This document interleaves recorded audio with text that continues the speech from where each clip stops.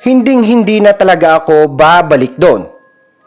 Ito na lamang ang mga salitang patuloy kong binabalikan at pinanghahawakan hanggang ngayon. Matapos ang lahat ng pinagdaanan, talagang wala nang balikan pa. Ako nga po pala si Maylin, hindi ko tunay na pangalan. 35 anyos, taga Silang, Cavite. Ngunit sa probinsya ng Batangas ko pinili na magkapamilya. 8 taon na akong kasal at may isang anak. Isang businesswoman ako at malimit akong makikita sa iba't ibang probinsya.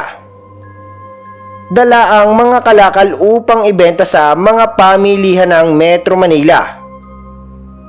Ako ang humahawak ng mga operasyon ng negosyo, habang ang aking asawa naman ang nagmamanage ng aming bodega sa Batangas. Kasama ang aking panganay na anak na lalaki. Sa loob ng 10 taon ng aming negosyo, hindi ko inakalang darating ang mga pagsubok na magpapabago sa aming buhay. Bago ang pandemya, maayos at matatag ang aming negosyo. Ang aking asawa ay napakahusay sa pamamahala ng mga operasyon at kahit na mahirap paminsan-minsan, palagi naming natutugunan ang mga pangangailangan ng aming negosyo. Ngunit nang dumating ang COVID-19 ay lahat ay nagbago. Anong nangyari sa negosyo mo ngayon? Tanong sa akin ng driver ng truck na aking sinasakyan papunta sa Balintawak Market. Naku, mahina. Sobrang daming lugi ngayong mga panahong ito. Sagot ko na may kabuntot na inis at frustration sa tono ng aking boses. Bali, ilang linggo na rin kasi akong walang hawak kaya naman nakakainis ang panahon. Nagumpisaan lahat ng pagbabago mula noong pumutok ang pandemya. 10 taon na rin akong nasa industriya ng pangangalakal. Madalas ay pumunta sa iba't ibang probinsya upang makahanap ng mga murang produkto. Isa na nga rito ay saging na saba at lantundan na siyang aking kinukonsumo sa pagluluwas sa Kamaynilaan. Ngunit sa pagpatak ng mga lockdown, nagkaroon kami ng problema sa aming mga tauhan. Nawala sila at marami sa mga supplier namin ay nahirapan ding mag-produce ng mga produkto. Isang malaking hamon ang kakulangan sa lakas tao at sa pagkontrol ng daloy ng mga kalakal. Dahil sa mga restriksyon, ang mga tao ay hindi makalabas upang maghanap ng mga produkto. At pati na ang mga merkado at palengke ay naapektuhan ng matinding kakulangan. Habang ang lahat ng sektor ng ekonomiya ay naghirap, kami rin ay hindi nakaligtas. Ang saging na dating isang madalas na produkto namin ay nahihirapang ring magbenta dahil wala ng mga tao sa palengke at transportasyon ay naapektuhan. Pakiramdam ko, sa bawat araw na lumilipas ay unti-unti nang lumalayo sa amin ang mga bagay na dati madali lamang. Kasama ng aking pamilya, pinilit naming maghanap ng paraan upang makabawi, ngunit ang mga pagsubok ay tila hindi tumitigil.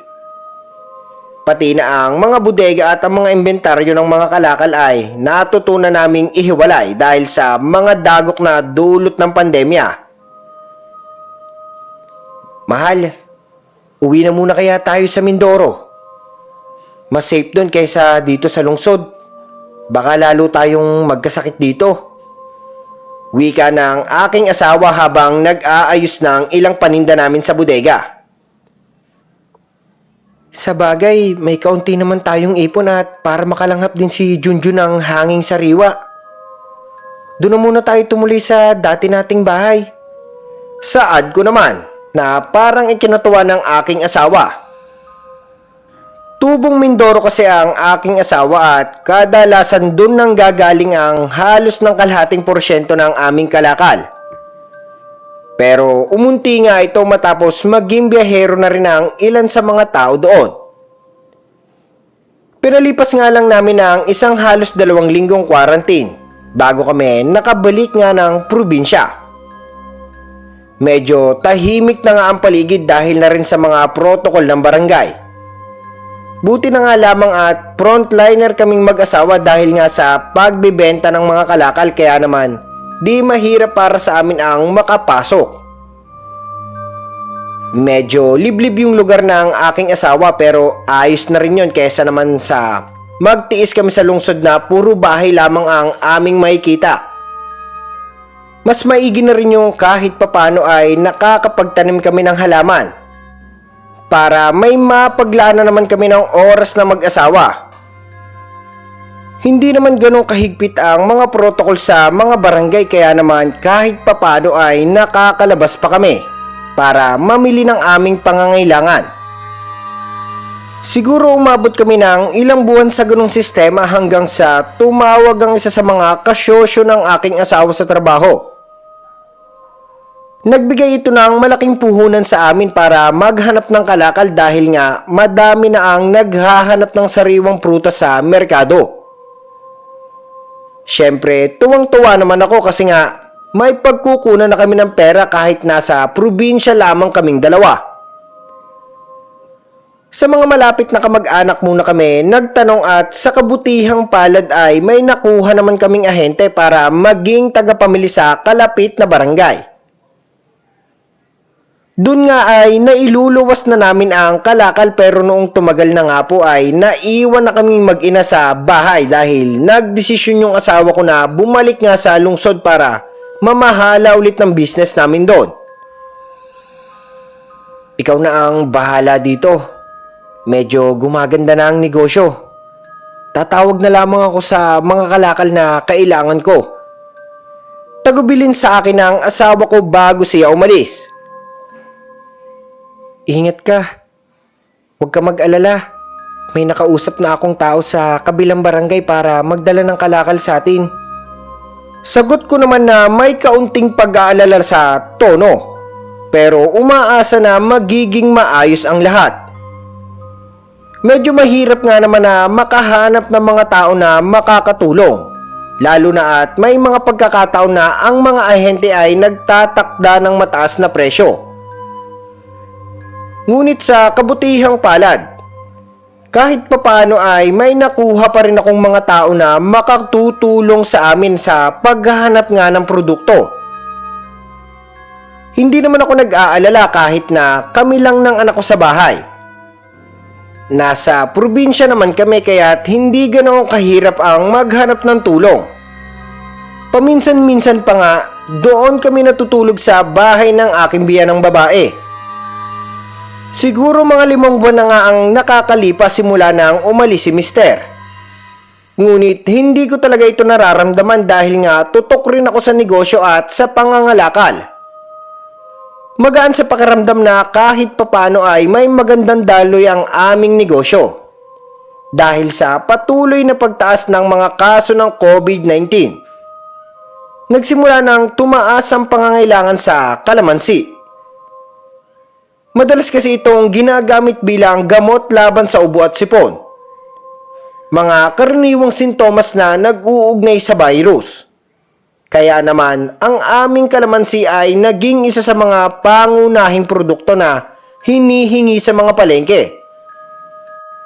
Sa katunayan nga po ay talaga namang maraming kalamansi na ang aking naiangkat papunta sa Batangas at Maynila dahil sa taas ng demand nito sa pamilihan. Parang nakakailang tinulada yata ako nito kaya naman naging ayos po muli ang buhay naming mag-asawa. Pero isang gabi, may tumawag sa amin muli. Isang mangangalakal na nag-utos sa akin na maghanap ng bawang. Ewan ko kung saan niya balak gamitin ito. Ngunit dahil negosyo, tinanggap ko na rin ang alok. Medyo may kamahalan kasi ang offer niya. Kaya hindi na ako nagdalawang isip pa. Neng, kukuha sana ako ng bawang. Kailangan ko kasi ng supply para sa aking factory. Wala naman akong kakilala sa ibang lugar kaya ikaw na lamang ang tinawagan ko. Wika ng matandang babae sa kabilang linya ng cellphone. Ilan po ba ang kakailanganin ninyo? Tanong ko naman kasi, syempre ganun talaga kapag negosyante. Kailangang malinaw ang lahat ng impormasyon bago makapagdesisyon. Kahit ilang kilo, ining. Kailangan ko kasi for my factory. Kaya naman dapat maramihan na. Nagkakaubusan na rin kasi sa ibang bayan.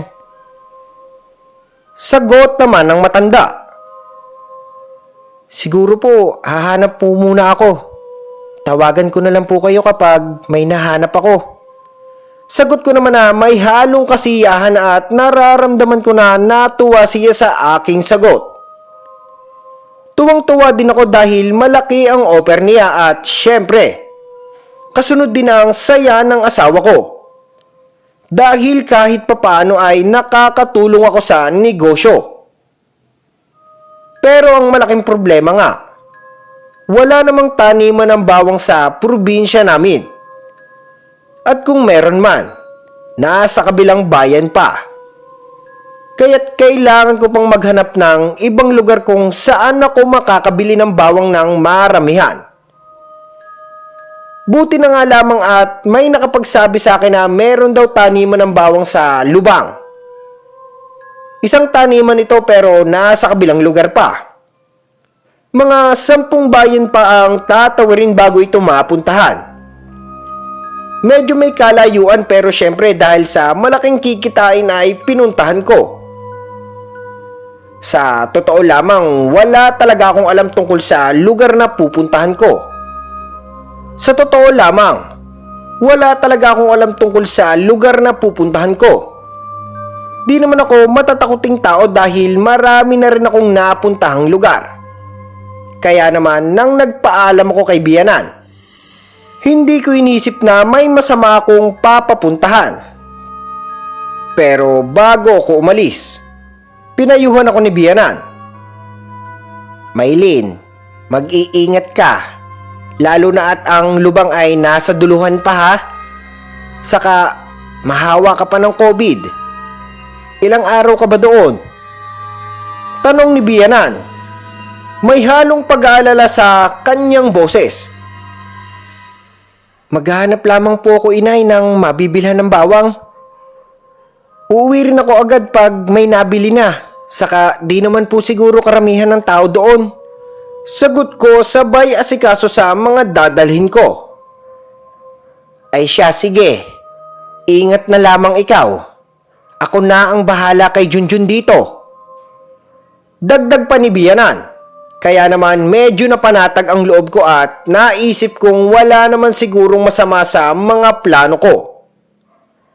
Kasama ko sa biyahe si Jenny, isa sa aking mga ahente at ang kapatid nitong si Ramon. Na siya namang magdadrive gamit ang kanilang Rusko na 4-wheeled vehicle. Wala akong kaalam-alam na ang simpleng paghahanap ko ng bawang ay magdadala sa akin sa isang lugar na wala akong maisip na kakaibang mangyayari. Habang kami ay binabaybay ang kalsada, tahimik lamang kami sa sasakyan ni Ramon. Tahimik na nagmamaneho habang si Jenny ay nakasandal at tila may mga bagay na iniisip hanggang sa makatulog. Ako naman ay abala sa sarili kong iniisip. Wala akong pakialam sa lugar. Basta ang alam ko lang ay kailangan ko lang makabili ng bawang dahil alam ko nga na maraming ang taniman sa lugar ng Lubang. Habang tumatagal ang biyahe, napansin kong sobrang tahimik ng paligid. Ang kalsada na tinatahak namin ay paliko-liko at madalang ang mga sasakyan. Wala akong nakikitang masyadong tao o kabahayan. Ang mga puno ng kahoy ay parang mga anino na sumasabay sa pag-ihip ng hangin. Tila ba may kakaibang aura sa paligid? Pero hindi ko pinansin. Dala lamang siguro nang naninibago ako sa paligid kaya ganon. Maylin, malapit na tayo. Sabi ni Jenny na pupungas-pungas pa dahil galing sa pag-idlip. Ah, ganun ba? Medyo matagal yata tayong nagbiyahe ano? Sagot ko nang tinitingnan ko ang orasan sa aking cellphone at napansin na lumampas na kami sa oras na itinakda ko. Naku, nagtaka ka pa.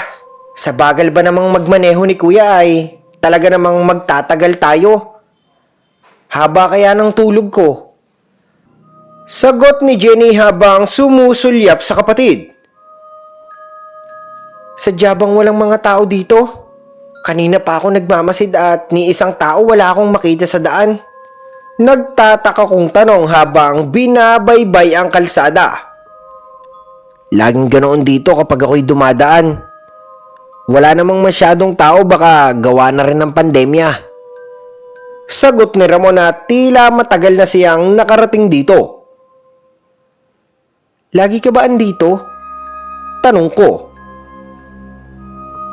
Naku, siguro isang beses sa isang buwan akong magpunta dito gawa ng kinukuha akong driver ng mangangalakal dito. Sagot ni Ramon habang patuloy na nagmamaneho. Tumigil na lang naman yan matapos mabalitaan na may nawawalang mangangalakal sa lugar na ito. Ismid na saad ni Jenny. Hala, bakit? Kaswal kong tanong. Siyempre, di ko naman talaga alam ang dahilan. Nako, sabi-sabi lamang iyon. Ang sabihin mo nagtago dahil baon sa utang. Kaya naman ako tumigil ay gawa ng tinakasan kami ng taong iyon. Paglilinaw naman ni Ramon. Akala ko kinain ng aswang. Nagtatakang tanong naman ni Jenny. Kahit aswang, aayawan yun dahil maitim ang budhi. Wika naman ni Ramon. Naisip ko tuloy na baka masama ang ugali nun kaya ganon na lamang siya sabihan ni Ramon. Nang makarating kami sa isang maliit na bayan, binaba kami ni Ramon sa isang gasolinahan. At matapos nga magsali ng gas ay agad kaming dumiretso sa lubang. Sa totoo lamang ay napakalayo talaga ng lugar. Parang umabot yata kami ng 7 oras sa biyahe kaya naman medyo pagod at lata na ang aking katawan. Pero kahit nga ganon, ay napapansin ko pa rin ang kaibahan ng paligid. Ang mga bahay ay hindi katulad ng nasa amin, parang luma at abandonado na. At ang mga tao ay tila nakatingin sa amin na may mga mata na puno ng pagtatataka. Nay, saan po dito may malapit na tindahan? Tanong ko sa isang alay matapos kami tumigil saglit para maglagay ng tubig sa makina. Saan kayo pupunta? Tanong nito sa akin. Sa itsura niya ay para siyang kabilang sa tribo. Lubang po, sagot ko naman. Malayo. Maikli nitong sagot bago umalis. Di ko nga alam kung tama ba na makipag-usap pa ako sa kanila kung wala naman akong makukuhang sagot. Naku, baka mabalis ka. Agad naman na bumulong sa akin si Jenny pero di ko naman alam kung ano ang ibig niyang sabihin nun. Although naririnig ko yon sa asawa kong minsan na may nasa lubong kaming matanda. Siguro mga kalahating oras pa kami nagbiyahe. At sa wakas, tanaw ko na ang ilang ektaryang taniman ng bawang. Ang mga puti at maliliit na ulo ng bawang ay makikita mula sa malayo. At parang may kakaibang aura na bumabalot sa buong paligid. Sa unang tingin, akalain mong malapit na lamang ito. Pero kung titignan ito sa malapitan ay napakalayo nito sa daan. Yun ba yung taniman? Tanong ko na may halong pananabik. Alam ko kasing pagkatapos ng mahaba na biyahe ay makakabili rin kami ng bawang na hinahanap ko. Oo, yan na nga. Sagot naman ni Jenny habang nagmamasid sa paligid. Kaso bakit parang walang mga tao? Dagdag niya. Napansin ko rin iyon. Tanging ang mga tanim na bawang at ilang bahay na malalayo ang nakatambad sa amin. Walang kahit anong sigla at wala rin kahit isang tao na nagmamasid o nag-aalaga ng taniman. Tila yata isang tahimik itong paraiso kung titignan. Doon tayo magpunta sa pinuntahan namin dati nung sumibat na mangangalakal. Wika ni Ramon na parang mayroong ideya kung saan siya pupunta. Sigurado ako na may mapaglilipasan doon ng gabi. Ano sa tingin nyo? Hindi ko may paliwanag pero parang may humahaplos na kakaibang lamig na hindi ko maintindihan. Pero sumang-ayon na rin ako kay Ramon. Sige, sigurado kasi na gagabihin tayo sa daan kung uuwi pa tayo, di ba? Dagdag ko kahit na may kabuntot na pag-aalala. Kaya naman wala kaming nagawang ibang desisyon, kundi ang sundan si Ramon. Agad kaming dumiretso sa isang baryo na kaniyang sinabi. Sa aming biyahe patungo doon, medyo nararamdaman ko na ang pagbabago ng paligid. Siguro dahil naninibago lamang ako. O talagang malayo sa kabihas na ng lugar. Habang binabaybay namin ang kalsada, ang mga bahay ay hindi katulad ng sa amin. Luma at marami sa mga ito ang tila abandonado na. Pati ang mga tao. Kung mayroon mang nakakasalubong kami ay tinitignan kami ng may matalim na tingin. Naisip ko na baka ayaw nila ng may estranghero sa lugar o lalo na at may pandemya. Habang tumigil ang sasakyan namin, ramdam ko agad ang bigla ang pag-init ng paligid. Bakit tumirik tayo? Tanong ko. Ang boses ko ay may halong kaba at pagkalito. Naubusan tayo ng tubig. Sagot ni Ramon na mabilis na kumilos at kinuha ang galon. Dito lang kayo, maghahanap lang ako ng maiigiban. Naiwan kami ni Jenny sa loob ng sasakyan at kahit na ang mga bintana ay bukas, hindi pa rin sapat ang hangin para mapawi ang init. Jenny, maglalakad-lakad lang ako, baka may tindahan sa kanto. Mas maganda nang may nabiling soft drinks at biskwit kaysa maghintay lang dito. Sabi ko kay Jenny dahil nga naiinip na ako. Habang naglalakad ako, ang init ng araw ay tila sumisingaw mula sa lupa. Masakit sa balat kahit na medyo hapon na rin. Ang hangin ay halos hindi gumagalaw dahil sa init at ang tunog ng aking mga sapatos sa matigas na kalsada ay nangingibabaw dahil nga sobrang tahimik ng lugar. Maya-maya, siguro malayo-layo na rin ang aking nilalakad at di ko na rin makita yung sasakyan namin dahil nga medyo liko na yung daan. May nakita akong isang maliit na tindahan. Ang pinto ay kaunti lang ang bukas. Hindi ito yung typical na tindahan dahil kailangan mo pang pumasok sa loob para bumili. Pero di na yun mahalaga sa akin dahil nga uhaw na rin ako. Pumasok ako ng mabilis at napansin ng tindera na may malamlam na mata. At ang mga kamay ay nanginginig habang nag-aayos ng mga paninda. Magandang hapon po. Sabi ko, pero walang imik ang matanda. Nakasuot ito ng itim na salamin at may itim rin na kasuotan. 3 soft drinks nga po at isang balot ng umimik yung matanda. Naisip ko na baka nagsusungit lamang ito at sobrang init. O kaya naman ay ganon ang ugali nito kaya walang kapitbahay.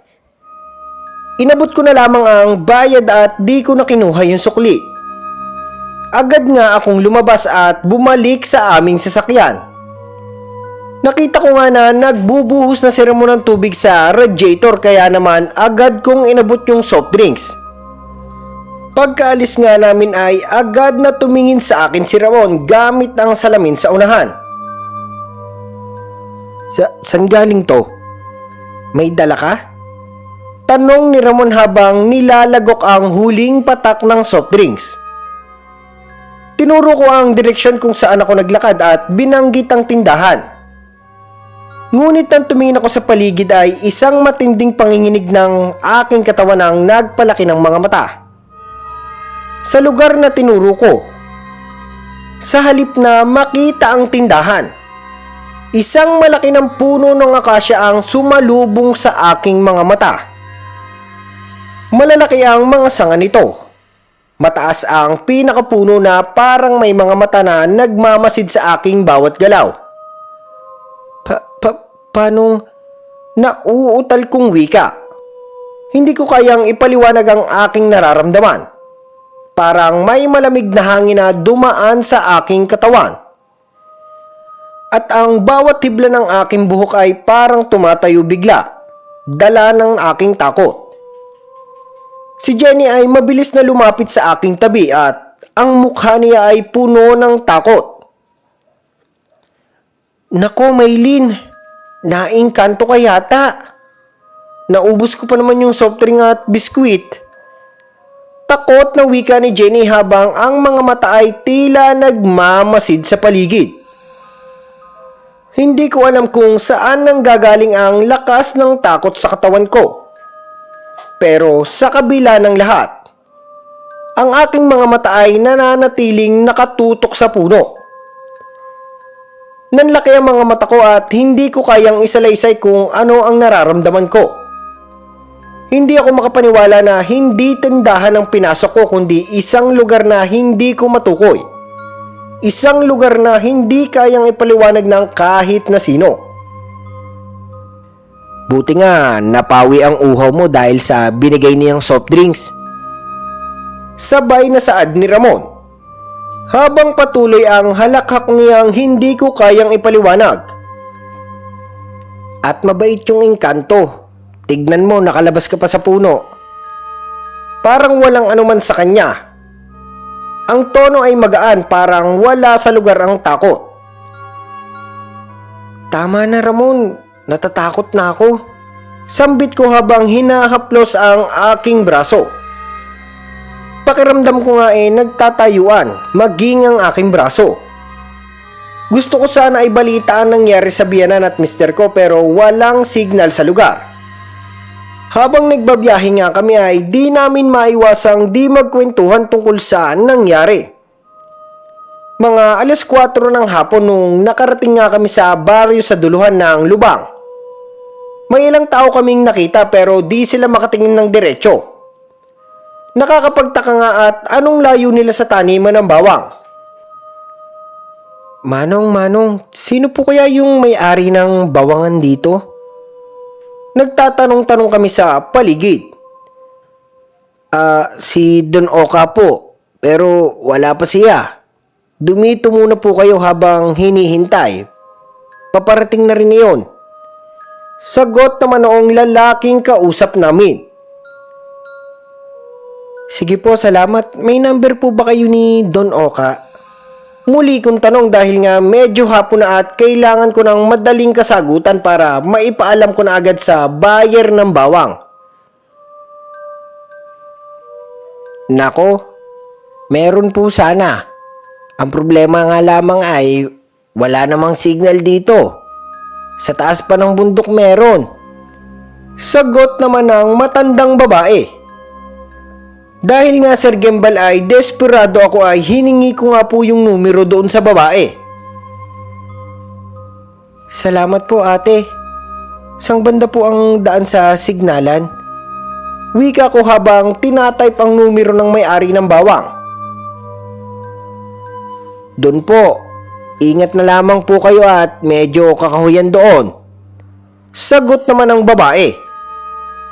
Pagkaalis nga nito ay agad nga akong nagtungo sa taas ng bundok.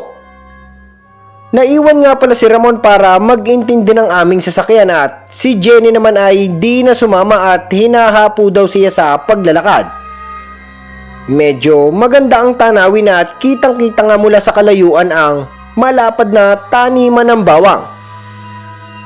Kaya naman di ko naiisip na may aswang sa lugar dahil nga alam naman ng lahat na takot sila dito. Nagpicture muna ako sa paligid, total maaga pa naman at ang gaganda ng mga punong kahoy. Hanggang sa may nahagilap na nga akong signal. Hello po?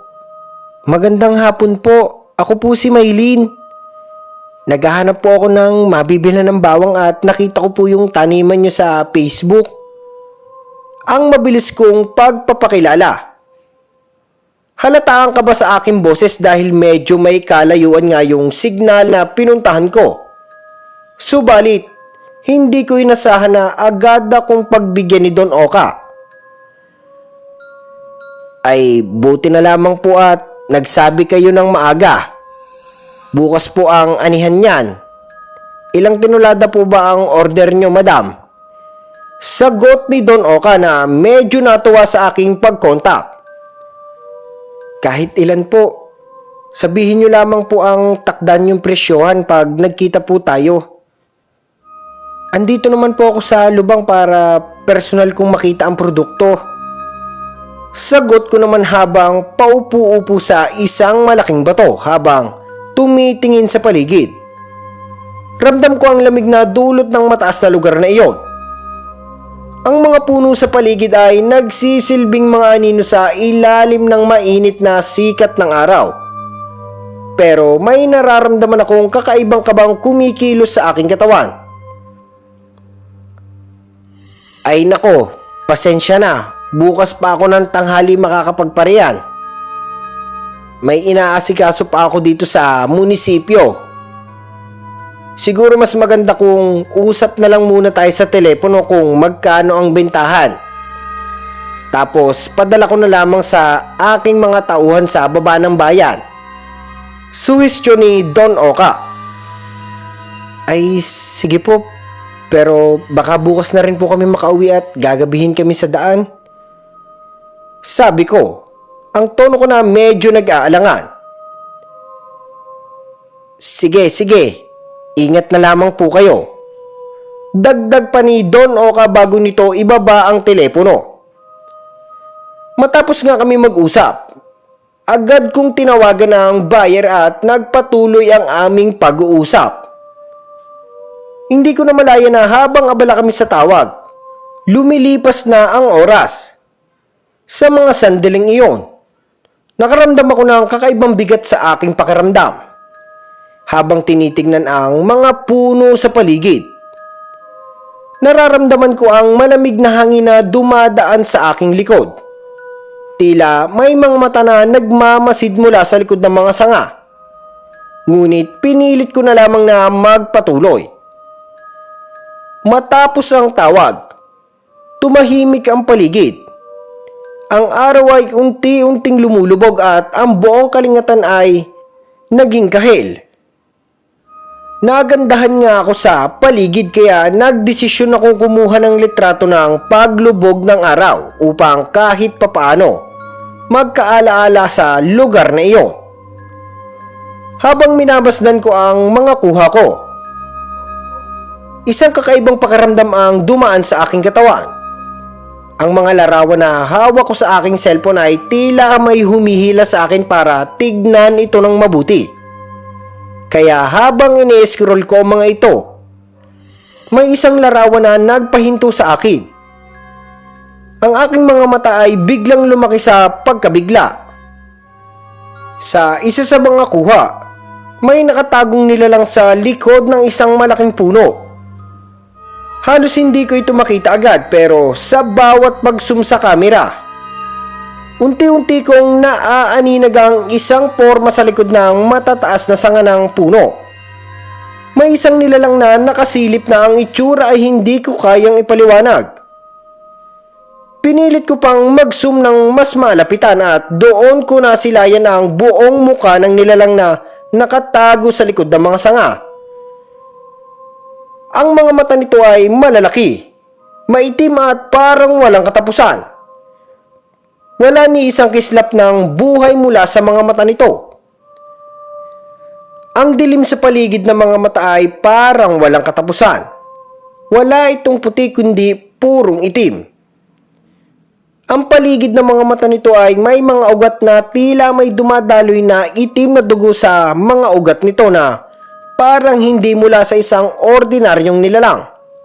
At sa mas malapit na tingin, nakikita ko ang puti ng mata nito ay pulang-pula at may matinding kislap. May isang pakiramdam akong tumagos sa aking balat. Isang hindi maipaliwanag na kabang parang sumiksik sa aking dibdib. Ang panginginig ko ay hindi mapigilan habang tinitignan ko ang larawan. Pakiramdam ko'y may humahaplos sa aking likod. Tumingala ako at nagmadali ngunit wala akong nakita kundi ang matataas na puno at ang mga sanga na tinatangay ng malamlam na hangin. Gusto kong tumakbo pero hindi ko magawa. Parang bumigat ang buong katawan ko.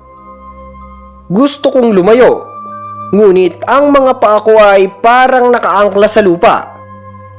Hindi makagalaw. Walang lakas na nararamdaman ang bawat buto ko. At ang puso ko ay mabilis na tumitibok sa takot na hindi ko kayang kontrolin. May isang hindi maipaliwanag na puwersa na nag-aagaw ng aking lakas. Isang malakas na kabang sumisiksik sa aking dibdib. Habang pilit kong ipinipilit na kontrolin ang sarili ko, napansin ko na parang may sariling buhay ang aking cellphone.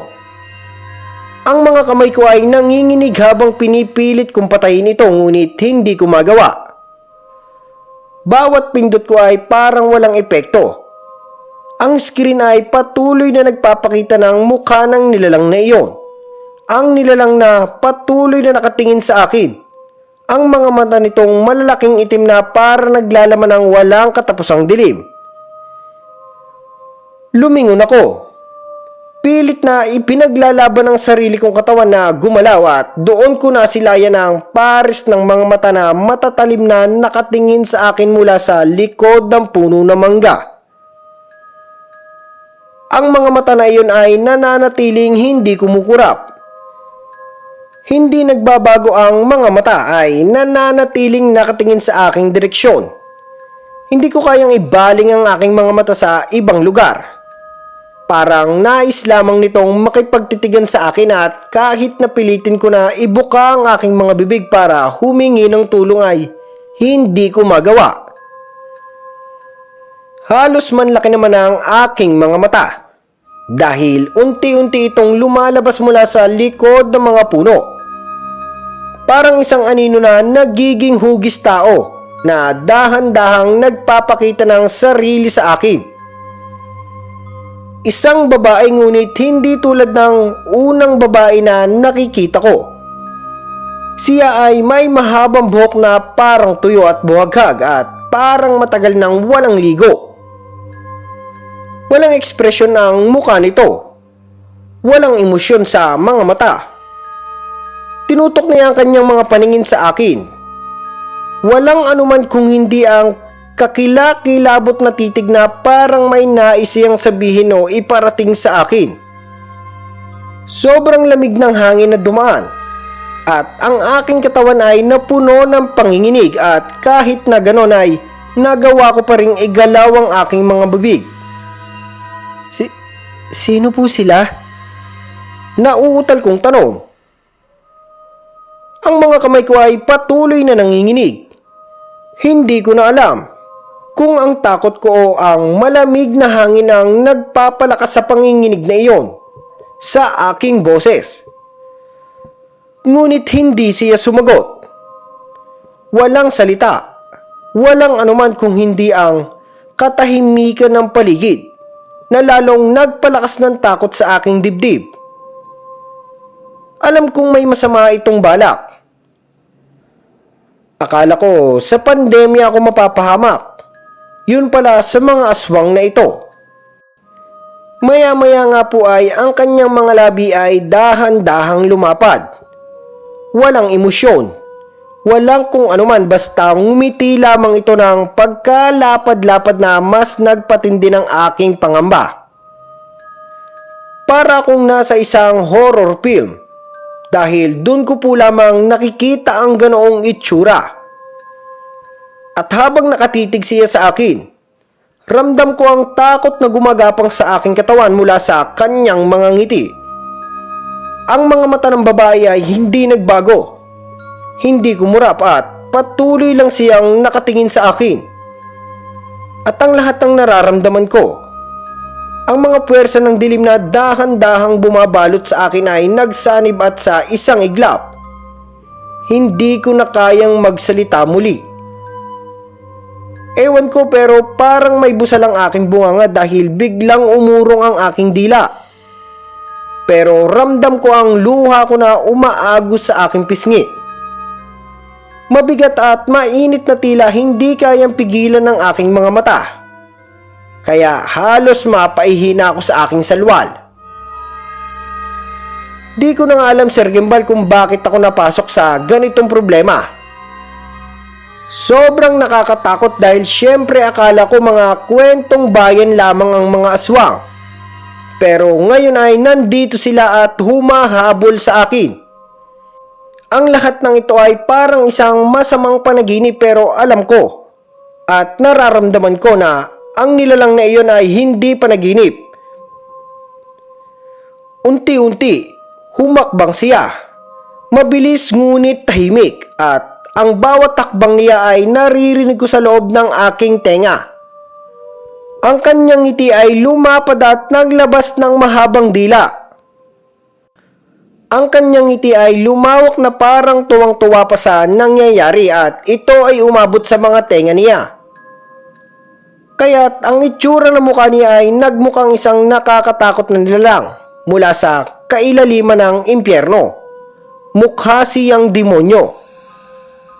Habang humahakbang siya, pakiramdam ko ay parang ako'y lumulutang dahil sa pagmamanhid ng aking katawan. Ang bawat takbang niya ay parang isang banta sa aking buhay, dahil tila may balak siyang masama anytime. Pwede niya akong patayin o kainin ng buhay. Hindi ko alam kung anong klaseng nilalang siya, pero sigurado kong hindi ito isang ordinaryong tao. Habang tumatagal, ang hangin ay tila mas lumalamig at ang paligid ay nagsimulang magbago. Parang may mga anino na dahan-dahang sumasakal sa akin para di ako makahinga. Pinilit kong ipikit ang aking mga mata, kahit na alam ko na mahirap itong gawin. Dahil nga kahit anong gawin ko, ang kanyang nakakatakot na itsura ay patuloy na naglalaro sa aking isipan. Ang mga mata niyang parang walang katapusan. Ang ngiti niya ay nananatiling malapad. Lumabas ang kanyang mga maiitim na gilagid, at maging ang tila nabubulok nitong mga ngipin dahil maitim din ang mga ito. Hindi ko na kayang manatili sa aking pagkakaupo. Alam kung hindi ako kikilos, hindi ako makakaligtas. Ngunit ang takot, ang bigat ng aking katawan, at ang matinding panginginig ay nagdudulot sa aking katawan na hindi makagawa ng anumang kilos. Parang ang lahat ng puwersa ng kadiliman ay sumasakop sa bawat sulok ng aking katawan. Hindi ko magawang labanan ng takot ko sa mga oras na iyon. Pinilit kong magdasal na kahit papaano ay hanapin ako nila Ramon at Jenny. Habang ang mga mata ko ay pilit kong ang pinipikit, nagsimula kong maramdaman ang presensya niya na mas malapit na parang naroroon siya mismo sa tabi ko. Ngunit ang pinakamalala ay ang narinig kong boses. Isang boses na nakakapanindig balahibo na parang walang hangganang tinig na galing mula sa ilalim ng lupa. Sumama ka sa akin. Sumama ka sa akin. Patuloy itong bumubulong sa loob ng aking tenga. Ang boses na iyon ay tila isang panganib sa akin. Sa bawat salita na lumalabas mula sa kanyang bibig, ramdam ko ang malamig pero mabahong hininga na dumadampi sa aking balat, para bang kumakapit sa aking laman. Ayoko. Di naman ako taga rito eh. Nauutal kong sagot. Ang mga salitang lumalabas mula sa aking bibig ay parang hindi ko alam kung saan nagmula. Pinilit ko pang ipikit ang aking mga mata. Ayoko nang makita ang anumang itsura na magdadala sa akin ng takot. Ngunit ang mga nararamdaman ko ay tila mas matinding takot kaysa sa anumang takot na nararanasan ko noon. Dahil nga po sa mga binulong niya sa akin. Hihihihihi. Ang isang mahina ngunit nakakatakot na halikhik na bumulaga sa aking pandinig. Parang isang biro na hindi ko kayang maintindihan. Ewan ko kung anong nakakatawa sa aking mga sinabi para humalikhik siya ng ganon. Ngunit ang pinakamalala pa nga, bukod sa tawa na iyon ay ang amoy ng kanyang hininga.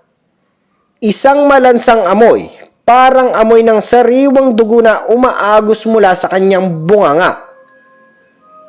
Hindi ko kaya ang ipaliwanag ang hindi maipaliwanag na kabang nararamdaman ko. Ang hangin sa paligid ko ay tila naging amoy dugo kada buga ng kanyang hininga.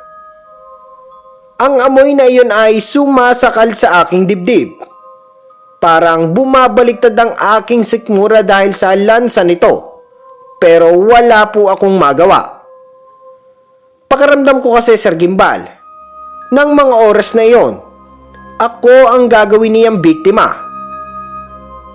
Parang papatayin niya muna ako sa baho ng amoy dahil amoy patay ito. Diyos ko, tulungan mo ako.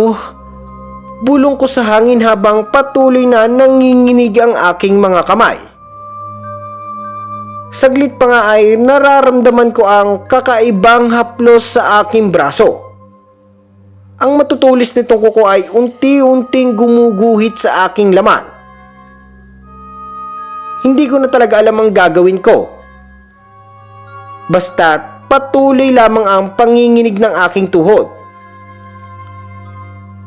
Sariwa ang iyong dugo. Hihihihi. Muli kong narinig mula sa aking paligid. Ang boses na iyon ay hindi galing sa babae, kundi parang may ibang tao siyang kasama. Isang puwersa ng takot na sumabog sa aking katawan. At habang ang mga salita ay patuloy na umaabot sa aking pandinig, ang hangin ay tila huminto sa paligid ko. Pilit kong minulat ang aking mga mata at doon ko nakita ang isang imahe na hindi ko kayang ipaliwanag. Bukod kasi sa babae ay may isa pang lalaki ang nakatayo sa harapan ko. Isang lalaking nakakatakot na itsura. Ang balat niya ay puno ng mga sugat at mga peklat. Ang mukha niya ay puno ng sugat at galos na tuyo, at ang kaniyang tingin ay parang nangangain ng buhay. At doon ko lang napansin ang paligid ay madilim na pala. Parang nasa alas 5 na yata na mahigit pero ang oras ay mahigit alas 4 pa lamang. Hindi ko na alam kung gaano katagal ako naroroon. Ngunit ang dilim ay patuloy na lumalapit sa akin. Pakiramdam ko ay ako ay nilalamon na ng gabi ng mga nilalang na alam ko na agad na mga aswang. Saglit, kukunin ko lamang ang sako. Sambit ng lalaki at sa isang iglap ay iniwan niya ako doon. Ang katawan ko ay parang natatangay ng hangin. Parang wala akong lakas habang siya ay papalayo. Ang matinding takot ay nagpalakas ng aking pakiramdam at para bang may isang puwersa sa aking likuran na nag-uudyok sa akin na tumakbo. Matapos ko kasing maisip ang pwedeng mangyari ay agad kong naisip ang aking anak maging ang aking asawa. At sa matinding takot, dala ng nakaamba na panganib at sa isang maikling panalangin ay nagawa kong tumakbo. Ang mga paa ko ay parang may sariling buhay at hindi ko na kayang kontrolin ang sarili ko. Basta ang alam ko lamang ay tumatakbo ako ng tumatakbo, ngunit sa bawat takbang na tinatahak ko, pakiramdam ko ay para akong may kasabay na nilalang na patuloy na humihila sa akin pabalik. Ang mga bato sa aking daraanan ay parang mga patibong at nagkakandudulas ako sa bawat takbang, pero patuloy akong tumatakbo. Gulong dito, gulong doon. Di ko na alam ang sunod pang nangyari, pero ang alam ko lang ay makatakas. Di ko na nga alam kung saan ako napadpad sa aking pagtakbo, basta di na ako lumingon pa. Sabi nga ng matatanda, tumakbo hanggat may lupa. Kaya naman di ako mag-aaksaya ng panahon. Hanggang sa kada gulong ko ay nakikita ko nga na nakatayo lamang sa taas na parang burol yung dalawang aswang. Yung mga mata nila ay umiilaw sa silim ng gabi. Nakatitig lang sila na parang alam nila na hindi ako makakatakas sa kanila. Pero kahit nga ganon ay nananatili ako sa pagtakbo. Sa katunayan nga po ay di ko na alam kung saan ako makakarating. Maging yung dinaanan ko kanina paakyat sa bundok ay di ko na rin alam. Maya-maya ay rinig ko ang mabibigat na yabag sa aking likuran. Alam kong mga aswang ang humahabol sa akin kaya't hindi ko na tinangkang lumingon pa. Ang takot ko ay nagpalakas sa aking mga paa upang magpatuloy akong tumakbo. Medyo mabato pa rin ang aking nayayapakan, pero minabuti kong wag madapa dahil baka huling sandali ko na iyon pag naabutan ako ng mga halimaw na iyon. Hanggang sa may nakita kong isang bahay na gawa sa kahoy. At dahil nga wala akong oras para mag-isip kung delikado rin ba sa bahay na iyon ay agad akong pumasok doon at nagsimula ng magtago sa silong ng bahay.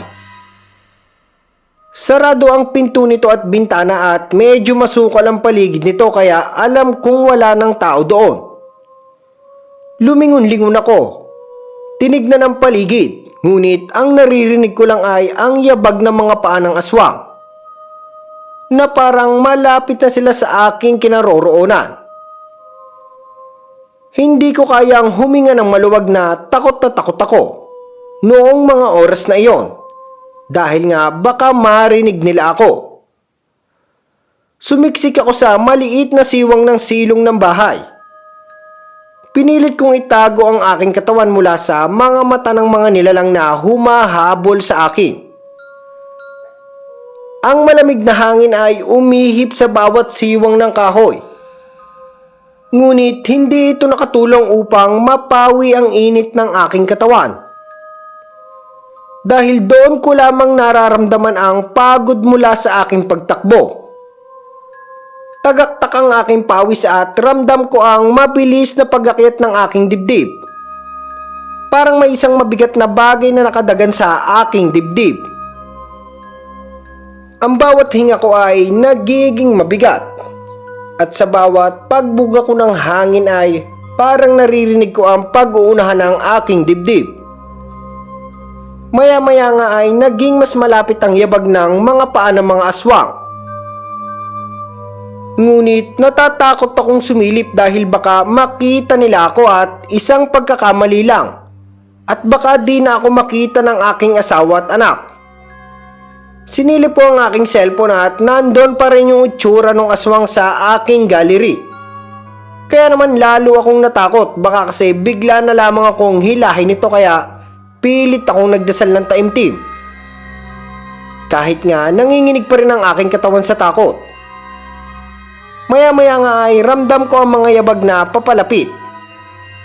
Sinilip ko ang mga yabag na iyon at nakita ko ang dalawang pares ng mga paa na paikot-ikot sa paligid ng bahay habang nananatili ako sa silong. Ramdam ko ang mainit na likido na umaagos mula sa aking binti. Napakunot ang noo ko sa sakit at nagmadali akong tignan. nang makita ko ang malaking hiwa sa ilalim ng aking panjama. Agad akong kinabahan. Umagos ang pulang likido mula sa sugat. At takot na takot ako. Tiyak na malalaman nila na nasa silong lamang ako ng bahay dahil sa lakas ng pang-amoy nila sa dugo. Wala akong magawa kundi piliting hindi mag-ingay kaya impit kong tiniis ang hapdi. Sinabayan pa nga ng matinding kirot ng mga sugat na dulot ng mga kuko ng mga aswang sa aking braso. Masakit at ang bawat galaw ko ay nagiging mahirap ngunit kinakailangan kong magtiis. Hanapin mo, nasa tabi-tabi lamang iyon. Utos ng lalaking aswang. At ang boses niya ay parang isang panganib sa akin nung oras na iyon. Alam ko pero di ako makalapit. Alam mo bang tambakan ng bawang ang budegang iyan? Nakakasulasok ang amoy. Sigaw ng babaeng aswang. At ang tono ng kanyang boses ay puno ng inis at galit. Halos maiyak ako sa tuwa matapos ko itong marinig. Parang isang liwanag na dumaan sa akin ang mga salitang iyon.